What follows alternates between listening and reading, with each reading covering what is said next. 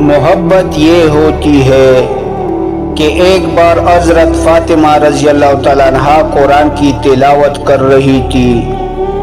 تھوڑا دور حضرت علی رضی اللہ تعالیٰ عنہ بیٹھے تھے تو بیچ میں ایک آیات آئی جو حضرت فاطمہ رضی اللہ تعالیٰ عنہ نے آہستہ آواز میں پڑھی۔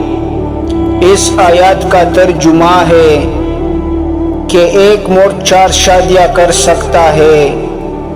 جب انہوں نے یہ آیات آہستہ پڑھی، حضرت علی رضی اللہ تعالیٰ عنہ نے مسکرا کر جواب دیا، فاطمہ رضی اللہ تعالیٰ عنہ فکر مت کرو، میں صرف تم سے ہی محبت کرتا ہوں اور میری زندگی میں تم ایک ہی رہو گی۔